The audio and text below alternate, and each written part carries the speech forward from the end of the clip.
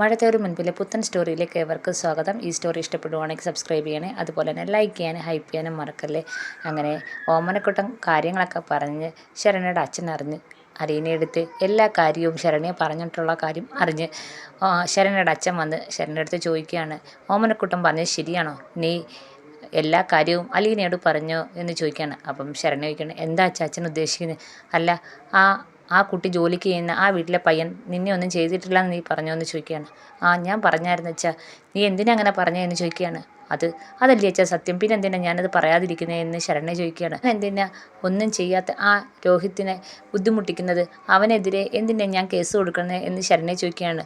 അപ്പം ശരണ്യയുടെ അച്ഛൻ പറയാണ്, നീ എന്തൊക്കെയായി പറയുന്നത്? എല്ലാവരും പറയത്തില്ലേ നീ ഓരോ സമയത്തും ഓരോരുത്തരുടെ പേരാ പറയുന്നത്, നിൻ്റെ മൊഴിക്ക് എന്തെങ്കിലും പ്രാധാന്യം ഉണ്ടാവുമോ എന്ന് ചോദിക്കുകയാണ്. അപ്പോൾ ശരണ്യ പറയാണ്, അച്ഛാ 3 പേരുണ്ടല്ലോ കുറ്റക്കാർ, രോഹിത് തന്നെ ഒന്നും ചെയ്തില്ലെങ്കിലും മറ്റു 3 പേരുമില്ലേ എന്ന് ചോദിക്കുകയാണ്. അപ്പം ശരണ്യയുടെ അച്ഛൻ പറയാണ്, നീ ഓരോ സമയത്തും ഓരോരുത്തരുടെ പേര് പറയുമ്പോൾ പിന്നെ നിൻ്റെ വാക്കിന് എന്തെങ്കിലും വിലയുണ്ടോ എന്ന് അവർ വരുത്തി തീർക്കത്തില്ലേ, അവരെല്ലാം രക്ഷപ്പെടത്തില്ലേ എന്ന് ചോദിക്കുകയാണ് ശരണ്യയുടെ അച്ഛൻ. അപ്പോൾ ഉടനെ ശരണ്യ പറയാണ്, ഞാൻ അത്രയ്ക്ക് ഓർത്തില്ല അച്ഛാ, അങ്ങനൊന്നും ഞാൻ ചിന്തിച്ചില്ല എന്ന് പറയുകയാണ്.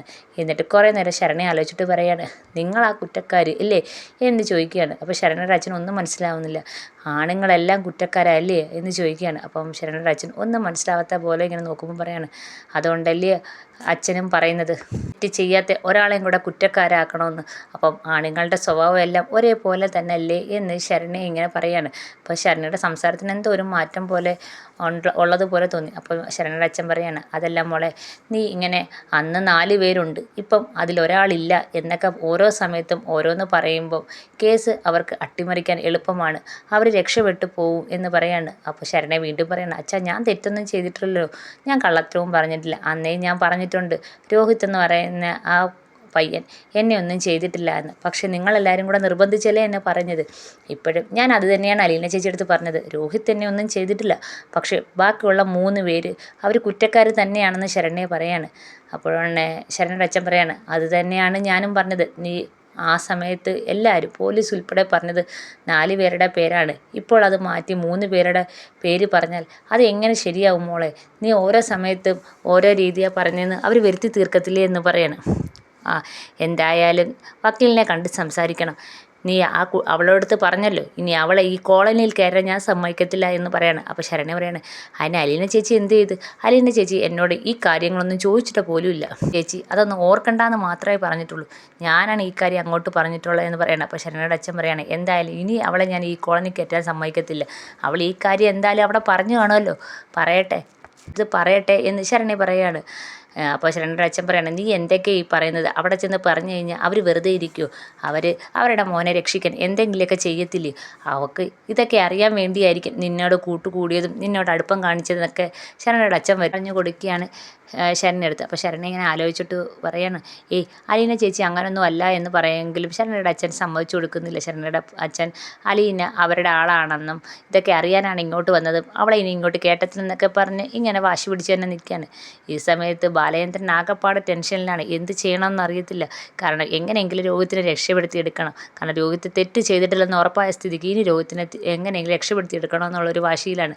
മനു ആണെങ്കിൽ പറഞ്ഞതുകൊണ്ട് തന്നെ ഉടനെ തന്നെ മാധ്യമത്തെ കാണാനോ അല്ലെങ്കിൽ പോലീസിനെ കാണാനോ ഒന്നും പോവാതിരിക്കുകയാണ്. അങ്ങനെ ഗോവർദ്ധനെ വിളിച്ചു വരുത്തിയാണ് ബാലചന്ദ്രൻ വന്ന് വീട്ടിൽ വന്ന് ബെല്ലടിക്കുമ്പോൾ അലീനയെ വന്ന് തുറക്കുന്നത്.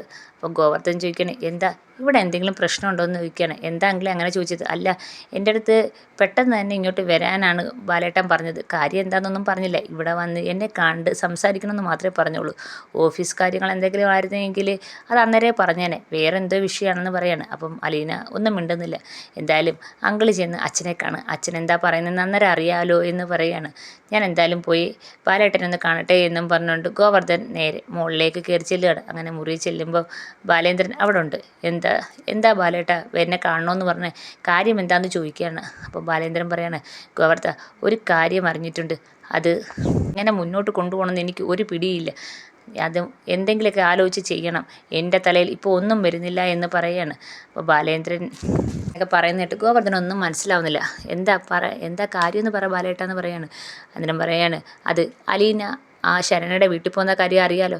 അവളെ ആശ്വസിപ്പിക്കാനും പഴയ പോലെ കൊണ്ടുവരാനൊക്കെ അവൾ ഇടയ്ക്കിടയ്ക്ക് വീട്ടിൽ പോകാറുണ്ടെന്ന് എല്ലാവർക്കും അറിയാലോ എന്ന് ബാലേന്ദ്രൻ പറയാണ്. അതൊക്കെ എനിക്കറിയാം ബാലേട്ട, അതിലെന്താ ഇപ്പോൾ പ്രശ്നമെന്ന് ഗോവർദ്ധൻ ചോദിക്കുകയാണ്. അത് ഇന്നലെ പോയപ്പം ആ കുട്ടി ഒരു കാര്യം അലീനയെടുത്ത് പറഞ്ഞു. എന്താണെന്ന് ചോദിക്കുകയാണ് ഗോവർദ്ധൻ. അത് നമ്മുടെ രോഹി ഉണ്ടല്ലോ, രോഹിത്ത് ആ കുട്ടിയെ ഒരു തരത്തിലും ഉപദ്രവിച്ചിട്ടില്ലെന്നാണ് ശരണ്യ പറയുന്നത്. അപ്പോൾ ഗോവർദ്ധൻ ഞെട്ടുകയാണ്.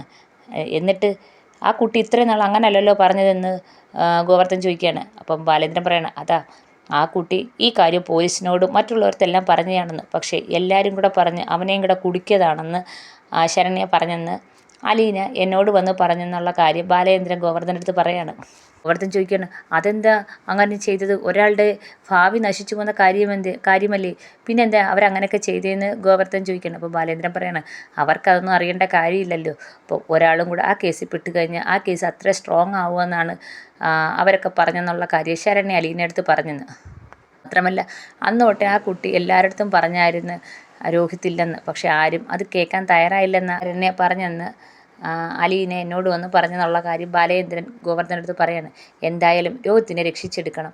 എങ്ങനായാലും പോലീസിൻ്റെ അടുത്ത് കേസ് അറിയിച്ചോ അല്ലെങ്കിൽ മാധ്യമത്തെ വിളിച്ചു കൂട്ടി മാധ്യമത്തിനടുത്ത് എല്ലായിടത്തും പറഞ്ഞോ, എങ്ങനായാലും എൻ്റെ മോനെ രക്ഷപ്പെടുത്തിയെടുക്കണം. എങ്ങനെയൊന്നും എനിക്കറിയത്തില്ല എന്ന് ബാലേന്ദ്രൻ പറയാണ്. അപ്പം ഗോവർദ്ധൻ ചോദിക്കണേ, എന്ത് ചെയ്യണം ബാലേട്ട, എന്താ ചെയ്യേണ്ടതെന്ന് ചോദിക്കുകയാണ്. അത് ഗോവർദ്ധൻ ഒന്നും കൂടെ ഒന്ന് ആലോചിക്കണം.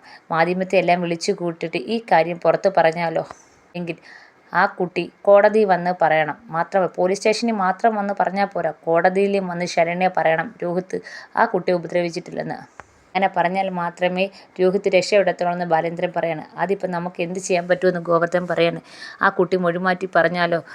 അപ്പം ബാലേന്ദ്രൻ പറയാണ്, അതാ പറഞ്ഞത്, പോലീസ് സ്റ്റേഷനിൽ മാത്രം പറഞ്ഞാൽ പോരാ, കോടതിയിലും വന്ന് പറയണം. രോഹിത്ത് അങ്ങനെ ഒരു തെറ്റ് തന്നോട് ചെയ്തിട്ടില്ല എന്ന് ശരണ്യ തന്നെ പറയണം. അതിന് എന്ത് വേണമെന്നൊന്നും എനിക്കറിഞ്ഞില്ല, എന്തായാലും വേണ്ടുന്നതൊക്കെ ചെയ്യണം എന്ന് ബാലേന്ദ്രൻ ഗോവർദ്ധനെ പറഞ്ഞ് ഏൽപ്പിക്കുകയാണ്. അങ്ങനെ ആകപ്പാടെ ടെൻഷനിലാണ് ബാലേന്ദ്രൻ. സമയത്ത് നമ്മുടെ ശരണ്യയാണെങ്കിൽ പതുക്കെ ബുക്കുകളൊക്കെ എടുത്ത് പഠിക്കാൻ തുടങ്ങിയാണ്. അലീന വീണ്ടും പഠിക്കണമെന്നും പുറത്തിറങ്ങണമെന്നും കോളേജിൽ പോകണമെന്നൊക്കെ പറഞ്ഞു കൊടുത്തിട്ടുണ്ട്. തന്നെ ബുക്കെടുത്ത് പതുക്കെ പഠിക്കാൻ തുടങ്ങിയാണ് ശരണ്യ. ഈ സമയത്താണ് ശരണ്യയുടെ വക്കീലും അച്ഛനും അങ്ങോട്ട് വരുന്നത്. വക്കീലിനെ കണ്ട് പെട്ടെന്ന് ശരണ്യ എണീക്കുന്നുണ്ട്. അപ്പം വക്കീൽ ചോദിക്കുകയാണ്, ഈ കേസുമായിട്ട് മുന്നോട്ട് പോകണം, അതിന് ശരണ്യയുടെ പൂർണ്ണ പിന്തുണ വേണമെന്ന് പറയാണ്. പിന്നെ ശരണ്യയുടെ അച്ഛൻ എന്നോടൊരു കാര്യം പറഞ്ഞു. ശരണ്യ പറയുന്നെന്ന് ആ അലീന താമസിക്കുന്ന വീട്ടിൽ അവിടുത്തെ രോഹിത്ത് ശരണ്യ ഉപദ്രവിച്ചിട്ടില്ലെന്ന് അലീനയോട് താൻ പറഞ്ഞെന്ന് ശരണ്യ പറയാണ്. അതെ, ആ വീട്ടിലെ അലീന ചേച്ചി ജോലി ചെയ്യുന്ന ആ രോഹിത്ത് എന്ന് പറയുന്ന പയ്യൻ എന്നെ ഒരു തരത്തിലും ഉപദ്രവിച്ചിട്ടില്ല എന്ന് പറയാണ്. ഉടനെ വക്കീൽ പറയാണ്, ഇനി നീ അങ്ങനെ പറഞ്ഞു കഴിഞ്ഞാൽ നിൻ്റെ മൊഴിക്ക് ഒരു ശക്തിയും ഇല്ലാതാവും. നീ പറയുന്നതെല്ലാം കള്ളത്തരമാണെന്ന് അവർക്ക് വരുത്തി തീർക്കാൻ പറ്റും. അതുകൊണ്ട് ഇതുവരെ പറഞ്ഞ മൊഴിയിൽ നിന്ന് മാറ്റാൻ പാടില്ല. അപ്പോൾ ഉടനെ ശരണ്യ പറയാണ്, രോഹിത് എന്നെ ഒന്നും ചെയ്തിട്ടില്ല, പിന്നെ എങ്ങനെയാണ് ഞാൻ അയാളെ കുറ്റക്കാരനാക്കുന്നതെന്ന് ശരണ്യ ചോദിക്കുകയാണ്. അപ്പം വക്കീൽ പറയാണ്, നീ അതൊന്നും ആലോചിക്കണ്ട, അലീന ഇനിയും വരും നിന്നെ സ്വാധീനിക്കാൻ. അതിന് വേണ്ടി തന്നെ ആയിരിക്കും അവൾ വരുന്നത്. അവൾ ആ വീട്ടിലുള്ളവർക്ക് പറഞ്ഞിട്ടല്ലേ ഇങ്ങോട്ട് വരുന്നത്. അവർ പറഞ്ഞു കൊടുത്ത വഴിയായിരിക്കും നിന്നെ വന്ന് കണ്ട് സ്വാധീനിക്കണമെന്ന്. അതുകൊണ്ട് ഇനിയും വരും, നിന്നോട് ഈ കാര്യം ഇനിയും ചോദിക്കും. അപ്പം നീ അവളുടെ വലയിൽ പെടല്ലേ, നിൻ്റെ കീഴിൽ നീ ഉറച്ചു നിൽക്കണം, 4 പേര് തന്നെയാണെന്ന് നീ ഉറച്ചു നിൽക്കണമെന്ന് പറയാണ്. ഒഴിമാറ്റി പറഞ്ഞാൽ അത് നിനക്ക് തന്നെയാണ് ദോഷം. പിന്നെ നീ എന്ത് പറഞ്ഞാലും ആരും വിശ്വസിക്കത്തില്ല. ഓരോ സമയത്തും ഓരോന്ന് പറയുന്ന ഒരു പെൺകുട്ടി എന്ന രീതിയിൽ മാത്രമേ ചിത്രീകരിക്കത്തുള്ളൂ എന്ന് വക്കീൽ പറഞ്ഞു കൊടുക്കുകയാണ്. അപ്പോൾ ശരണ്യ ആകപ്പാടെ ധർമ്മസങ്കടത്തിൽപ്പെട്ട അവസ്ഥയിലായി. എന്ത് ചെയ്യണം, സത്യം പറയണോ അതോ ഇവരൊക്കെ പറയുന്നത് കേൾക്കണോ, രോഗത്തിനകത്താക്കണോ എന്നൊക്കെ ഉള്ള ഒരു ധർമ്മസങ്കടത്തിലാവുകയാണ് ശരണ്യ.